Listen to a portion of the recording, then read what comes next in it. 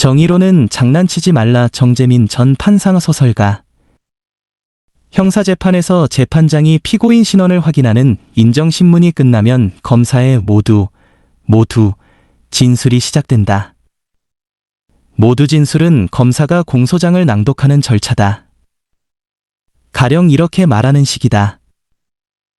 피고인은 10여 명의 행인이 지켜보는 가운데 음주 측정을 요구하는 경찰관 XXX에게 어라, 이놈 봐라, 원숭이 닮았네. 어이, 원숭이. 원숭이가 왜 사람을 단속하고 XX야? 원숭이가 경찰이면 나는 대통령이다. 너 엉덩이 빨갛지? 집에 가서 엉덩이에 파란 매니큐어 칠하면서 엄마한테서 바나나, 우유나 빨아먹어. 이 원숭이 XX야라고 말하여 공연히 경찰관 XXX를 모욕하였다는 것입니다. 공소장은 검사가 피고인의 공소사실, 죄명, 적용법조를 적은 문서다. 다른 공문서처럼 기관의 장이 날인하는 것이 아니라 해당 검사가 자기 이름을 서명한다. 분량은 두서너 장이 대부분이지만 수백 장에 달할 때도 적지 않다. 공소장은 검경의 수사를 마감하는 자물쇠이자 형사재판의 문을 여는 열쇠다. 민사재판이 원고의 소장으로 시작되든 형사재판은 검사의 공소장으로 시작된다. 형사재판은 결국 공소장의 내용이 옳은지 그른지를 판단하는 절차라고 할 수 있다. 공소장이 옳으면 유죄이고 그르면 무죄인 것이다. 공소장의 문학성. 선입관 방지를 위해서 재판 전 판사는 다른 증거는 보지 못하고 오직 공소장만 볼 수 있다. 판사들은 공소장을 시험 공부하듯이 꼼꼼히 읽는다. 중요한 부분에 밑줄을 긋거나 별을 그리고 의문이 드는 부분이 있으면 관련 판결례나 논문을 찾아본다. 성실한 재판 준비다. 그러나 나는 되도록이면 공소장을 미리 읽지 않았다. 공소장을 읽고 나면 아무래도 선입관이 생긴다. 피고인을 처음 만날 때에도 속으로 그 범죄를 저지른 사람이 바로 저 사람이구나 하면서 자기도 모르게 그의 생김, 눈빛, 언행을 그 범죄에 국한시켜 바라보게 된다. 반대로 공소장을 읽지 않고 피고인을 만나면 그 모습을 있는 그대로 받아들이면서 다양한 상상을 하게 된다. 그 다음 공소장을 읽으면 저런 사람에게 이런 일도 있었구나 하게 된다. 공소장의 문장은 어느 하나 허투루 실린 것이 없다. 욕설조차 의미심장하다. 피고인이 퍼부은 욕설은 범행 현장의 분위기, 피고인과 피해자의 친밀도, 피고인의 성격 등을 파악하는 데 중요한 단서가 된다. 다만 검사가 엄숙한 법정에서 마이크로 또박또박 책을 읽듯이 어어라, 이놈 봐라, 원숭이 닮았네. 원숭이가 왜 사람을 단속하고 XX야? 너 엉덩이 빨갛지? 라고 낭독하는 것을 듣고 있으면 밀려드는 어색함을 견디기 어렵다. 그래서인지 욕설에 적절히 감정을 실어서 실감나게 낭독하는 검사도 있는데 그 역시 어색하다. 공소장의 문장은 투박하고 직설적이다. 피천득 선생은 수필이라는 글에서 수필은 아니요, 하기요, 청초하고 몸맵시 날렵한 여인이요, 그 여인이 걸어가는 숲속으로 난 평탄하고 고요한 길이라 했다. 그에 빗대자면 공소장은 칼이요, 호랑이요, 투박하고 비정한 검투사요, 그 검투사가 칼춤을 추는 원형 경기장으로 난 거칠고 험난한 길이라 하겠다. 그럼에도 공소장, 판결문도 마찬가지, 에는 만만치 않은 문학적 가치가 있다. 공소장이 문학작품이 아님을 모르는 바 아니지만 예술이 아니라고 해서 예술성이 깃들지 말라는 법은 없다. 나는 문학성을 그리 뿜어내는 에너지의 인문학적 개성이라고 믿는다. 잘 내린 커피의 향기처럼 그윽한 에너지로 문학성을 쟁취하는 글이 있는 것처럼 거칠고 강렬한 에너지로 문학성을 품는 글도 있다. 기소권의 탄생. 공소장은 후자다. 구석구석 힘이 넘친다.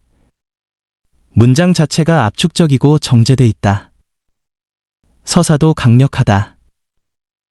무엇보다 허구가 아닌 진실이라는 후광이 압도적인 힘을 싣는다. 그렇기에 단어 하나하나가 차돌처럼 묵직하다. 각각의 단어 밑으로 연꽃 아래 연근, 연근처럼 증거와 법리가 주렁주렁 매달려 있기 때문이다. 기망, 편취, 실행의 착수, 추행과 같은 단어들은 오랜 세월 국내외 학설과 판례로 다듬어진 전문용어다. 해밍웨이는 좋은 작품을 빙산의 일각만 드러내고 그 아래 거대한 빙산을 숨겨놓은 것이라 했는데 숨겨놓은 빙산의 크기는 공소장도 만만치 않다. 문장과 문장 밑에 겉으로 드러나지 않은 복잡한 이해관계가 고구마줄기처럼 뒤엉켜 있다. 공소는 공익을 위해 공적으로 제기하는 소송이라는 뜻이다. 이해관계 당사자가 개인적 이익을 위해 제기하는 사소가 아니라는 뜻이다. 공소를 제기할지 말지를 결정하는 권한을 기소권 또는 소추권이라 한다. 기소는 삼권 분립에 따라 행정부의 형벌권과 사법부의 재판권이 분리되면서 비로소 탄생한 개념이다. 그 이전에는 왕이 누군가가 죄가 있다고 생각하면 스스로 처벌하면 그만이었다. 조선시대 원님도 마찬가지였다. 원님은 지금으로 치면 판사, 검사, 경찰서장, 교도소장, 지역구 국회의원, 시장이 한 몸인 셈이었다. 사법부가 분리되지 않은 시스템에 부작용이 없을 리 없다. 프랑스의 법률가이자 사상가인 몽테스키웨는 1748년 출간한 법의 정신이라는 책에서 재판권이 입법권에 결합되면 자의적 권력이 탄생하고 재판권이 집행권에 결합되면 압제적 권력이 탄생한다고 지적하면서 입법, 행정, 사법을 분리할 것을 제안하였다. 그 영향으로 1789년 프랑스 혁명 이후 사법부의 독립도 이루어졌다.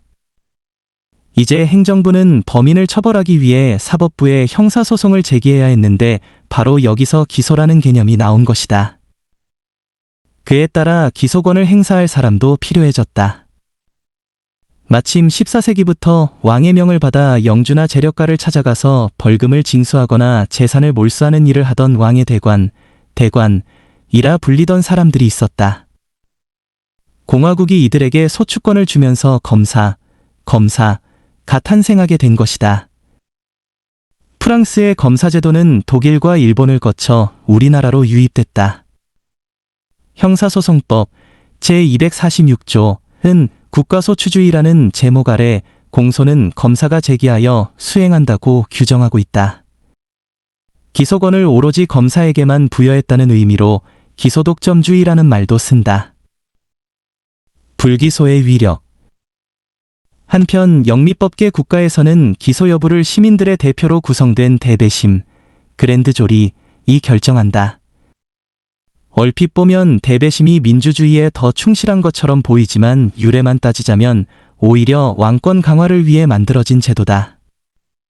12세기경 영국 왕 헨리 2세는 왕의 재판소 관할권을 영주들의 관할 지역까지 확대하기 위해 전국 각지에 대배심을 설치하고 정기적으로 치안 담당관을 파견했다. 파견된 치안 담당관은 대배심으로부터 그 사이 발생한 사건들을 보고받고 선별적으로 재판에 회부했다. 이러한 대배심 제도가 13세기 왕권을 제한하기 위한 대헌장, 마그나카르타에 규정되면서 영미법계 전통으로 확립된 것이다. 역설적이게도 기소권의 위력은 불기소권에 있다. 죄 없는 사람을 기소하더라도 법원에서 무죄로 풀려난다. 그러나 죄 있는 사람을 불기소하면 판사가 재판을 할 수 없다. 죄 지은 사람이 그에 합당한 처벌을 받는 것은 본전치기이므로 억울할 것이 없다. 그러나 자기와 같은 죄를 지은 다른 사람이 처벌받지 않으면 더 이상 본전치기가 아니라 손해를 본 셈이 된다. 불공평이 생겼기 때문이다. 이것은 정의가 아니다. 불의, 부의, 다, 정의의 본질은 같은 것은 같게, 다른 것은 다르게 취급하는 것이기 때문이다.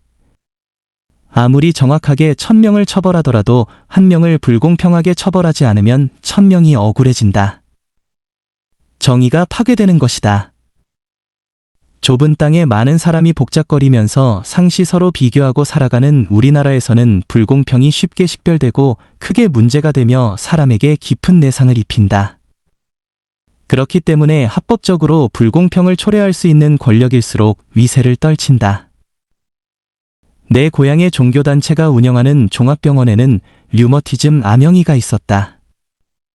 그가 젊은 나이에 명성을 얻은 비결은 사기였다. 노화로 인한 퇴행성 관절염으로 팔다리가 아픈 노인에게 류머티즘이다.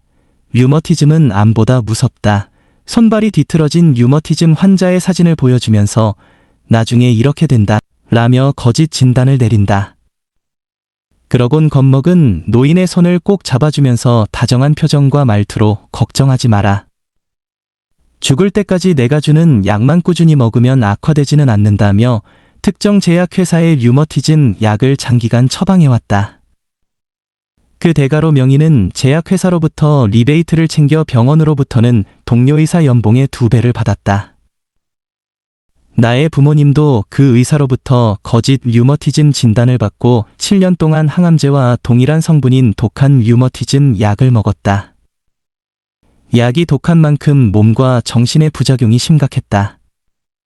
이 사건이 지역 방송국에 보도되자 같은 피해를 보았다고 제보한 사람이 하루 만에 80명을 넘었다. 부모님과 내 앞에서 스스로 무릎을 꿇고 제발 신고하지 말아달라고 애원하던 의사와 병원은 경찰 수사가 시작되자 범행을 일체 부인하면서 필사적으로 저항했다. 법복 안쪽에 새긴 표어. 수사 결과 경찰과 수사검사는 기소 의견을 냈다. 법원도 민사 판결에서 의사의 사기 진료를 인정했다. 그러나 부장검사는 피의자가 환자들에게 류머티즘이라고 거짓말을 한 사실은 인정되나 그런 행위는 피의자가 의사로서의 명성을 높이기 위해서 한 것이므로 재물죄인 사기죄가 성립하지 않는다. 는 판사 생활 동안 듣도 보도 못한 해괴한 결론을 손수 작성해서 무혐 의결정을 내렸다.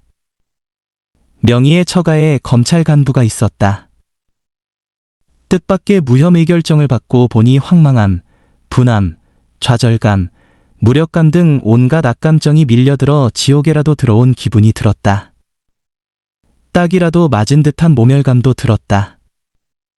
내가 믿고 사랑한 이 나라가 나를 초등학생 상대 불량식품 수준의 조악한 논리로 우롱하려 들었다고 느껴져서다.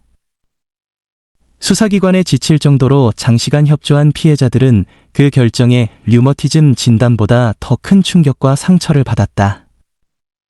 의사와 병원은 아무 일도 없었다는 듯 영업을 계속했고 심지어 지금까지도 검찰 간부는 영전했기에 이 나라에 더 정이 떨어진다고 했다.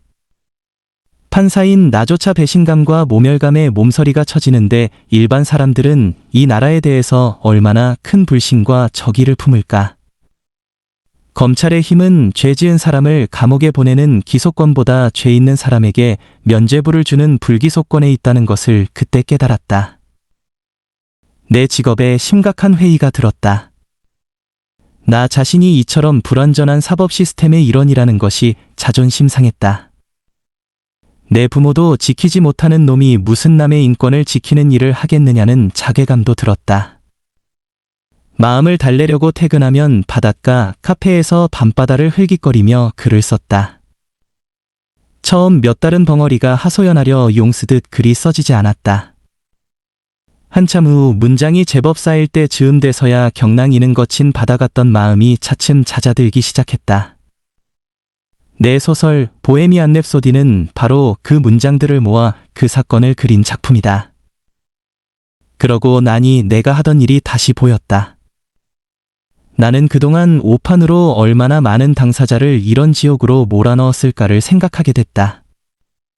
그 불편하고 두려운 감정을 다 표현할 길이 없다.